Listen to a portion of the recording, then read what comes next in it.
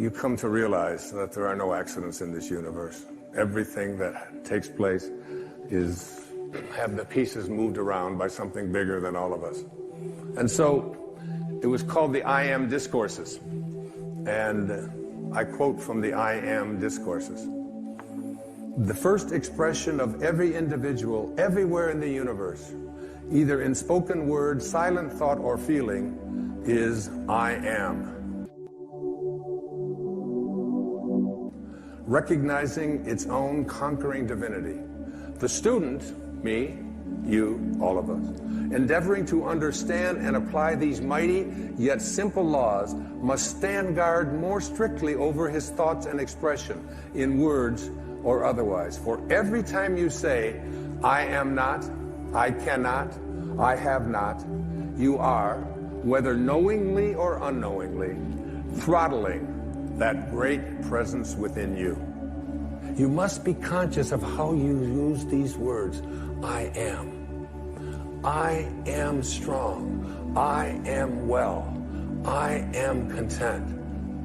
Even if your senses tell you something different, I am. And as we move now into the meat of this program, you'll see that putting the words I am in front of something into your mind and imagination is a very powerful way to attract into your life, recognizing your own divinity. Particularly the work of Neville and the work of U.S. Anderson and the I Am Discourses. I came up with, in putting that all together, what I call 5 wishes fulfilled foundations for being able to attract into your world and become the kind of person that you expect yourself to be. Remember what I said about the quote on the wall of the swimming pool. If you want to accomplish anything, which means to become an extraordinary level of consciousness person, you must first expect it of yourself. You must see yourself and be unafraid to say to yourself, I am connected at all times to my source, to the divine mind, to the Tao, to God, to that which is the creator of all. I am a part of it. And the first of these 5 foundations I call imagination. Imagination. Many of our greatest thinkers have spoken about the power of imagination. William Blake said that what is now proved was once only imagined. Now think about the importance of that.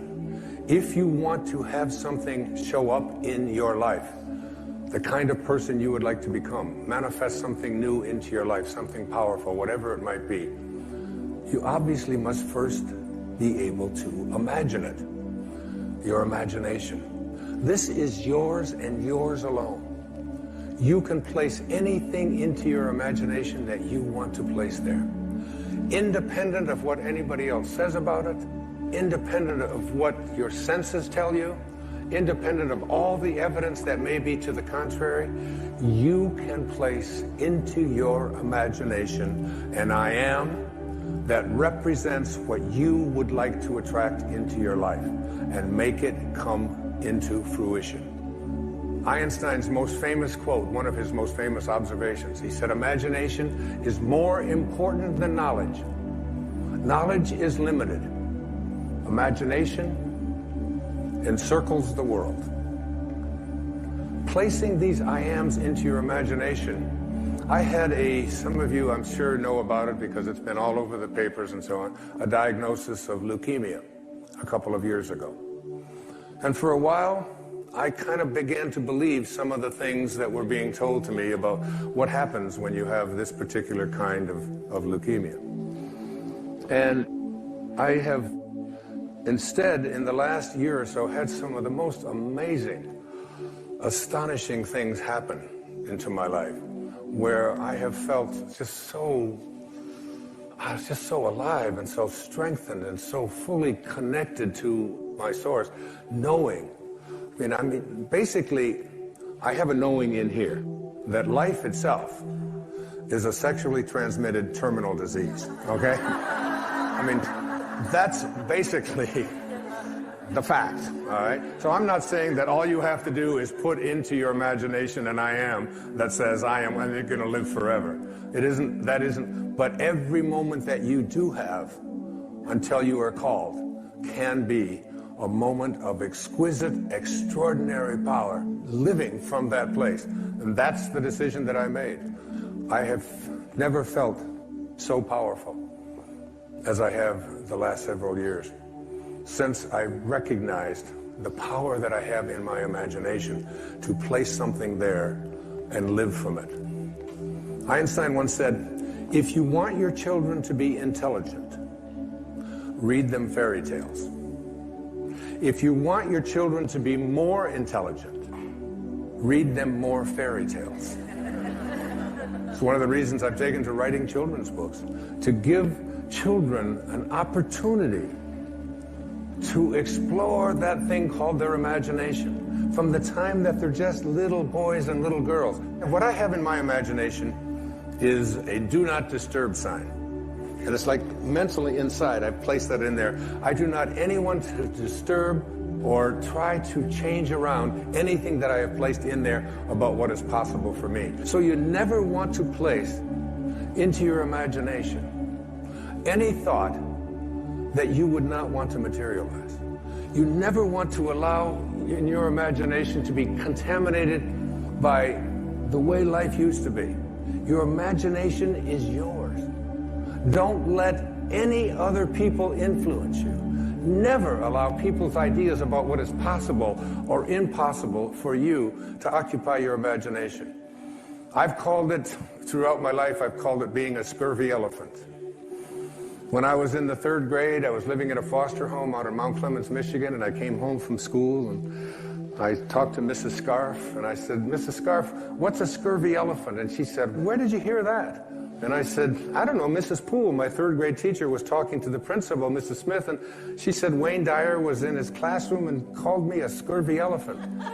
So she got on the phone and she called up and the principal said, oh, that's Wayne. He gets everything mixed up. She didn't say that he was a scurvy elephant in her classroom. She said that he was a disturbing element in her classroom.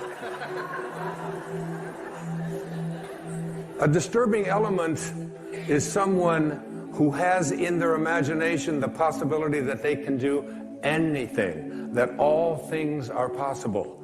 Again, it's one of those great lines from the New Testament. With God, all things are possible. Now you tell me, what does that leave out? What does all things are possible leave out?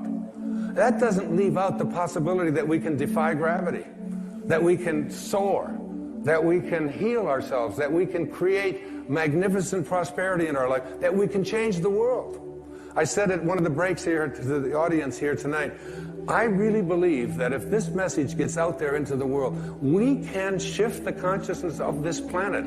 If enough of us begin to believe, we're placing into our imagination a world that we want to live in, that has no limitations, and that is based on living from a place of love and kindness and God consciousness and spiritual awareness, divine mind at work. I believe it's possible. If enough of us begin to believe that we can create that kind of a world, if public television can put on these kinds of programs, which is why I am a part of public television, because this is what they broadcast. This is what comes into our homes. The energy of all things are possible, not the energy of violence and hatred and, you know, and all of the silly stuff that you see so frequently on commercial and cable television, especially the violence and especially the rude communication between young children and their parents and so on. You don't see that here. It's why I'm here raising money for this station and all public television stations. Einstein, once again, this man of imagination, said logic will get you from A to B, but imagination will take you everywhere. That's the first of these wishes fulfilled foundations. The second foundation is very significant and very important. I call it living from the end. This is one of the harder ones for people to get, but I'd like you to go again to the New Testament. Look at Romans 4:17. In the presence of him whom he believed God, who gives life to the dead and calls those things which do not exist as though they did. And calls those things which do not exist as though they did. Those are very important, significant words. You have to be able to call the things which you have not seen yet materialize and manifest into your physical world. You have to be able to say to yourself, I call those things that I would like to become as if they already do. And you place into your imagination fearlessly the I ams which you would like to create for yourself. And when it's time for me to write another book, I don't even know what it's going to be. I just know that it starts germinating inside me. And it's like a calling, it's like a passion. And I'm over there at my writing space. And before I do, I come up with the title. And before I even write one word, I did it with this book, Wishes Fulfilled. I take a jacket, this isn't even my book. And I take this jacket and I ask the art department at Hay House if they will please design a book with this title. And I put it around another book, which I have done, and I set it on my writing space next to Ralph Waldo Emerson and Jesus Christ picture and Paramahansa Yogananda and my children and the people that I love deeply and profoundly in my life. And I look at it with 3 white candles that I light every single time I sit over there. And I look at that jacket. And it's as if I call those things. The book does not exist. I call it as if it did. When my leukemia diagnosis came in, the information that was sent to me continuously was, it's incurable. This is something that you can't change. And I would say to my children who would send me this, I would say, I'd really appreciate it if you didn't send me that kind of stuff. And they'd say, what do you mean? Why, Dad? Why wouldn't you want us to send that? It says that right in there. I said, what part of I am well is it that you don't understand? Because I have placed that into my imagination. I have a wonderful quote by the man I've cited before. His name is Neville, and it goes like this.